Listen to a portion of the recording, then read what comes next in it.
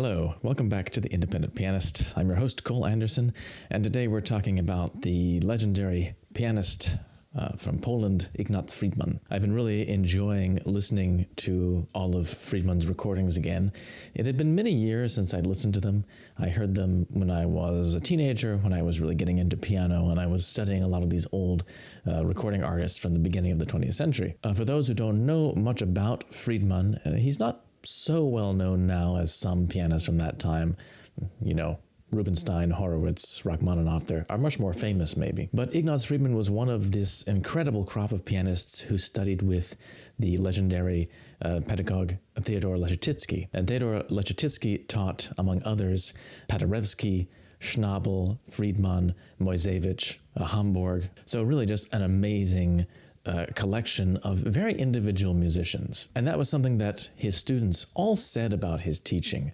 I think it was specifically Arthur Schnabel who said that Leschetizky always brought out the unique qualities in his students. I think this is the first video I've ever done on any of the Leschetizky pupils, but it's not going to be the last for sure. Benno Moisevich is another one of my absolute favorite pianists of all time. I'm definitely going to talk about him. One thing that you can say about all of Leschetizky's pupils is that they have this kind of very effortless, easy technique, this kind of warm, almost svelte sound, and they tend to have a very direct and singing approach to the music that they play. But that's about the only kind of commonality you can find. All these different pianists had markedly unique personalities. You know, Schnabel was very much of, at least he was seen very much as an intellectual. He was very interested in the Viennese classics. Apparently it was Leschetizky himself who recommended that Schnabel go out and try playing Schubert sonatas, which were unplayed at that time, the early part of the 20th century. Paderewski had a totally different type of musicianship, you know, a very stately kind of approach to tempo, these really big, grand effects. Moisevich, on the other hand, was very much of a poet, very refined, and with this kind of smooth sensuousness to his playing. And then there was Friedman, who I have dubbed the mad scientist of the piano. Maybe that's a little bit unfair, but I don't actually mean it as much of an insult. You know, I like to group Friedman in with his compatriot, Joseph Hoffmann, and also with Mark Hamburg, another one of the Leschetizky pupils that I mentioned, because all three of them sometimes exhibit this kind of unpredictable personality. Sometimes they take extreme liberties and seem to have been moved on the spur of the moment to do very wild things. Perhaps that's a little bit in the tradition of Anton Rubinstein, who was known to sometimes allow the heat of the moment to really move him towards extreme effects. Unlike with Joseph Hoffmann as well, who tended to give a very different kind of impression when he was recording in the studio, Friedman's recordings are all like this. His studio recordings are just all have this kind of wonderful devil-may-care, mercurial kind of quality to them. Hoffmann, in his studio recordings, which he didn't have a lot of them, but in his studio recordings, he sometimes gives a much more objective kind of classical impression, but that was never Friedman's style. He was always seeming to want to eat fire in every performance that he gave. I would like to say that pianists like this still exist today, but they're sometimes a lot harder to find, particularly in the top echelon of performing artists, you know, the ones who are actually on all the biggest series and festivals and under management and so forth. Maybe that's because of the way that these pianists are selected nowadays, which is oftentimes through winning competitions and having to appeal to a much more specialized kind of standard. I feel like pianists back in those times when there were fewer, there was less competition, sometimes they could really build up their audience following in a much more organic way. And so these pianists with very interesting personalities really could get a firm foothold. You know, I wouldn't say necessarily that Friedman's career was as large as some of his direct contemporaries, but he was very successful in his own way. And he definitely had a lot of influence on many later artists, particularly some very famous artists like Vladimir Horowitz, which I'll talk about in a little bit. Maybe the closest among kind of big name pianists who are a little bit like this would be someone like Long Long, who sometimes just takes these really kind of insane risks or tries to do really, really crazy things in his performances. And from my point of view, the only difference is that I feel like there's a little bit more of a grounding to what Friedman does. There's a little bit more of a musical, intellectual grounding. Sometimes there's a bit more of a quality of randomness to some of the things that someone like Long Long is doing. Not to try to criticize Long Long over much, because I know he's very popular and many people get really excited by his playing, even if it's not particularly for me, but just to show that there are people out there, even now, who do take risks like this. It's not like it's totally gone or anything like that. So now let's get into some musical examples. I want to really show definitively and very concretely why Friedman was so striking, why I say he was so incredible, and especially why I want to give him the sobriquet of the mad scientist. So to make things clearer, I'm going to use a lot of comparisons. And this is not to show, that one version is better than another, because really I like all the recordings that I'm using here today. But instead, it's just to show very clearly how Friedman differs from the standard, a more standard kind of interpretation. So all the contrasting interpretations are ones that, in one way or another, do adhere to something that could be called a kind of standard or traditional manner of performance. So we're going to start with two versions of Hummel's Rondo Opus 11, the Rondo Favori. And I'm going to start out with a version performed by Cziffra. This might seem kind of odd because Cziffra was actually a pretty wild virtuoso himself who oftentimes took a lot of risks in his playing, but actually he showed a very fine kind of sensibility when he was playing classical repertoire. He's actually very, very controlled and very balanced in his interpretation of this piece. So I wanted to start with a little bit of that so that you can get an idea of what this piece sounds like when it's interpreted in a more standard classical way.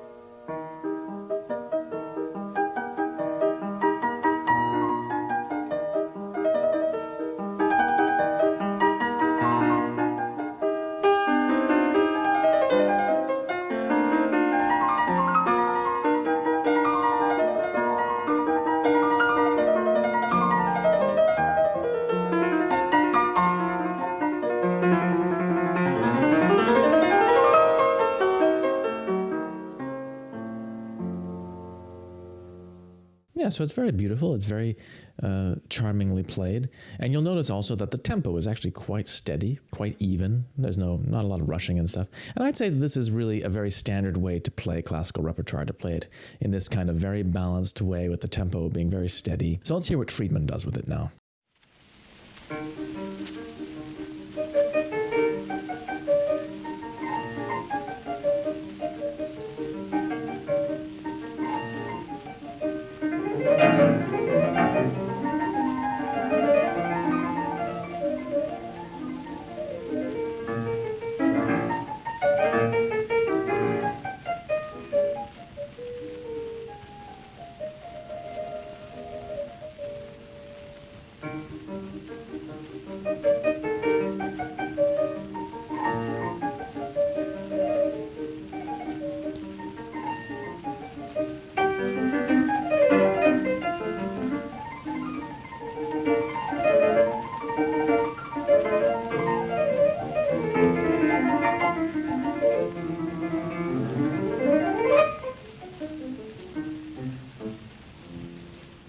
So you can notice right away there's a very different approach. I mean, of course, the tempo is a little bit faster, but more importantly is that he starts to speed up as soon as the 16th notes begin. And not only does he speed up, but he kind of adds notes and adds these little explosions in the left hand on all the strong beats. And there's a lot of passages actually like this. You know, when I started listening to Friedman again recently, my jaw was kind of dropping at the speed that he sometimes goes for. And it's not necessarily something I agree with completely, but it is really impressive that he can play that fast and rush that much with so much control. You know, rushing is one of the very hardest things to do expressively.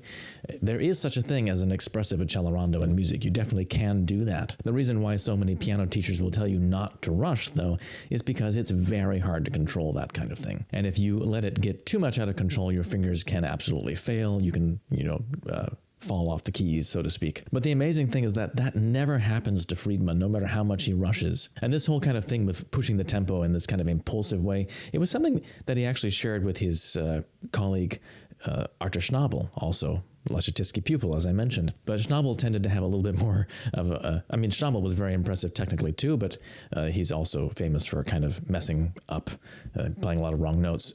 He does a very similar thing where he'll kind of rush through things.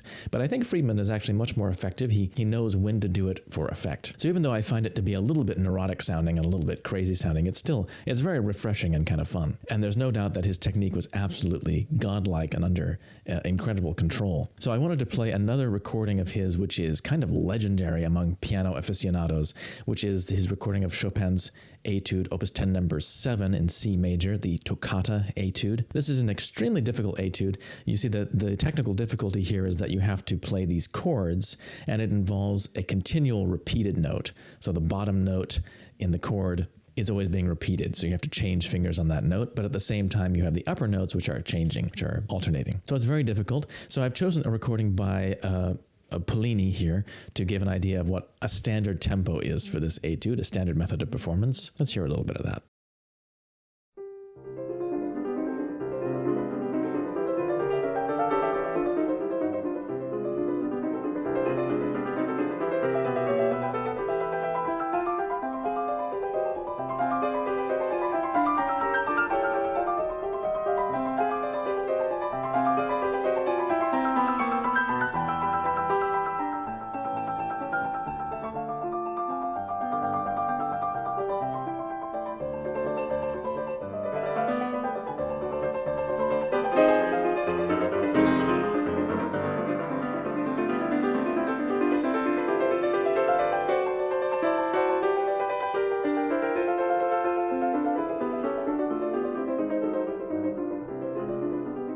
Yeah, so that's very, very standard, very, very steady tempo. And that tempo also, I think, is pretty normal. So let's hear a little bit of Friedman's version and just see how he measures up here.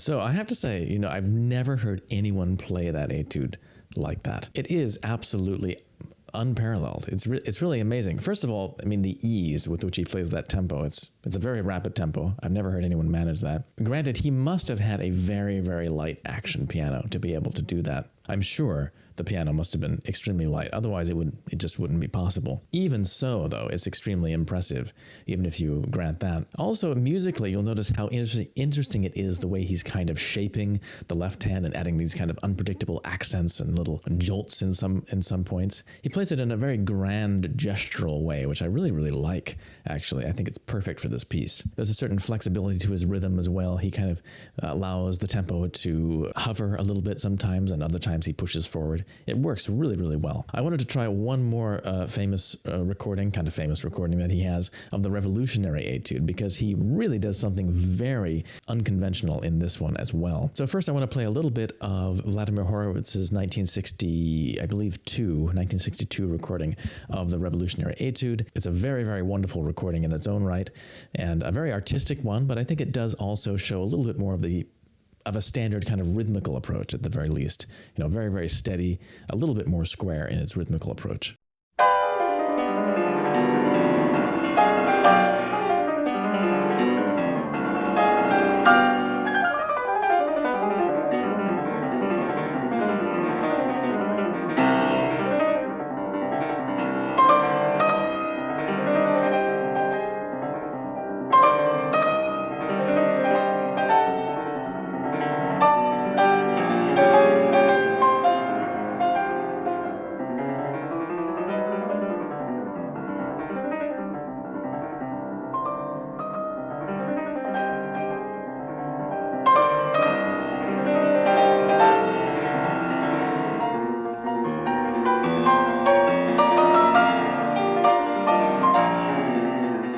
Friedman really does some crazy things here. Let's listen to his version.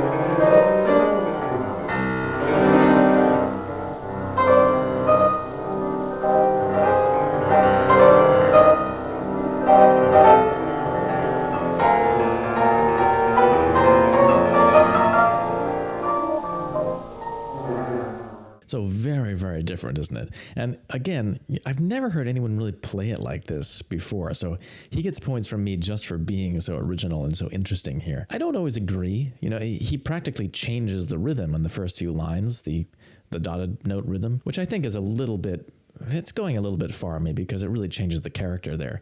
But still, it's very, very striking and very gripping. And I actually quite like what he does in the main theme where he has the arpeggios in the left hand and he holds the first note and then kind of rushes up to the top. It's very, very exciting that way, and it kind of helps him to shape the melody in the right hand. Again, this would be very difficult to do, especially if the piano action was a little heavier. I can imagine it would be very difficult to actually make that work. Personally, I don't think that I would be able to manage it myself. At least I doubt I would be able to. But if you had a really light action and if your fingers were up to the task, I think, you know, it's something that you could possibly do. So it's definitely an interpretation worth investigating. Yeah. So this sort of rhythmical freedom, you know, as I said, that he had, I don't always agree with it, but it was very striking, particularly in certain repertoire. And I think the repertoire where Friedman was perhaps the most incredible, or where he should be respected most highly, is probably in these Chopin Mazurkas. There's really nothing like the way that Friedman plays Chopin Mazurkas. It's very, very unique, very, very striking. You know, we always hear this notion that you're supposed to emphasize or kind of stretch the second or third beats in a mazurka, that this was a style of the dance. And Friedman takes that very far indeed in his own versions of the mazurkas. So I've chosen one in particular that I like a lot, the B-flat minor mazurka, opus 24, number 4. And I have two versions here. I'm going to start with a little bit of Arthur Rubinstein playing it. This is in his last recording of the mazurkas in the 1960s. And this is even more on the side of being kind of slow and very even in its interpretation. It's a very, very beautiful recording as well, but I want to show that as kind of a contrast. So this is a little bit more maybe a standard way to play Chopin mazurkas. I think Rubinstein was very, very influential in his recordings of the Chopin mazurkas.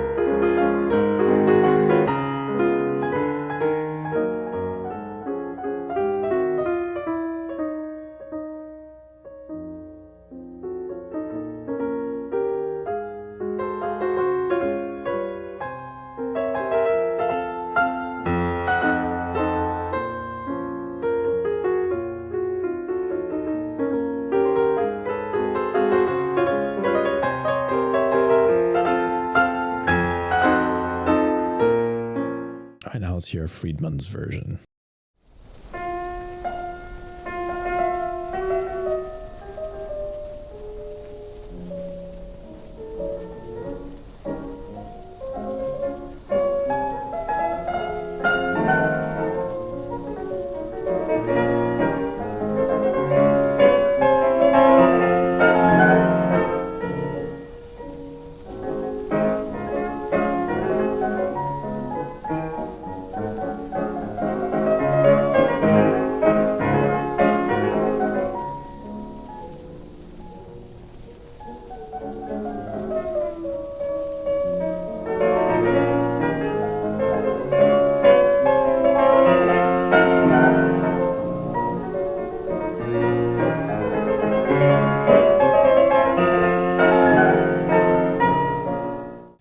here, it's really, really striking the way he handles the rhythm here. He really emphasizes in this piece the hold on the second beat, the kind of lift on that second beat. And in general, there's this kind of quicksilver atmosphere to the whole thing. The way he'll kind of rush through some of the ornaments and then hold back in the next figure. It's really, really striking. And all of his Mazurka recordings, I think, are highly worth listening to for things like this. He shows a very unique kind of approach to the rhythmic feeling. And you can tell that this was probably really influential on other performers of Chopin Mazurkas, particularly someone like Horowitz, who was a wonderful player of Chopin Mazurkas and also really, really admired Friedman. I think you can hear the influence very clearly when you hear Horowitz's famous Mazurka recordings as well. And this is probably where I admire Friedman the most, actually, is in his playing of these kind of little short miniatures. He brings a kind of magic and a kind of transcendental beauty to these pieces, which is really striking. I think it's well worth noticing that there is so much expressive depth in very short pieces like this sometimes, and that there exists this world of expression that can be brought out, which is very, very broad and very striking. And a lot of people, I think, don't really realize that you can make a small work like this sound so grand, in fact. So another series of recordings of his which are justly famous are his recordings of the Mendelssohn Song Without Words. He recorded a selection of these at one point. And the same thing, he just, every time where there is a place to bring out the inner luminous beauty of the music, he does it somehow, by timing, by pedaling, by some kind of magic with his technique. So I've chosen one in particular that I like, the Opus 102 number 5, Song Without Words in A major. And for contrast, I'm just playing a recording by Daniel Barenboim, also a very fine recording. And you'll notice that his recording is much more straightforward. He uses more of a kind of obvious staccato touch. So let's compare them a little bit and contrast.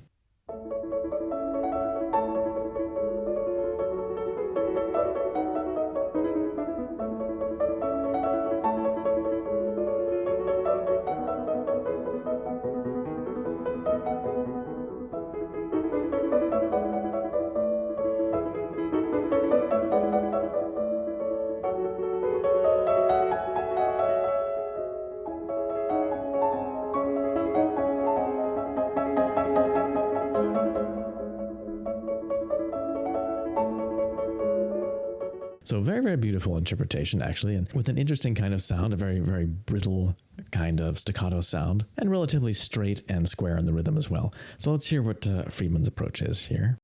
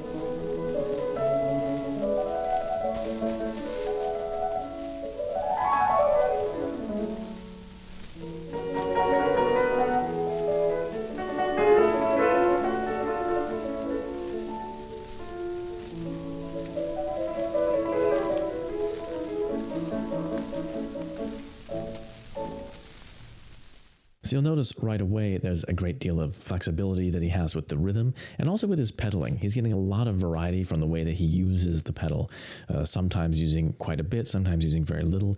He's also trying to shape the melodic line in this very flexible way. He's imbuing a lot of character into this very, very simple and short piece, which is, it's all there really in the harmonies, these kind of wonderful shifting harmonies. And he's not treating the texture necessarily as this kind of more brittle staccato approach, which might be more typical when you just look at how the score looks. Instead, he's trying to create something a little bit more kind of warm and rich here. So I think it's really inspiring. It's really inspiring to see how he reacts to what's on the page, on the score, even when he brings things out or which are not obviously written there. I think in places like this, it really, really makes sense and it really brings the piece to a whole new level. So it's no wonder that he was so well regarded in this repertoire. So that's about it. I'm going to send you off with one of his most beautiful recordings, which there's not much to even say about it.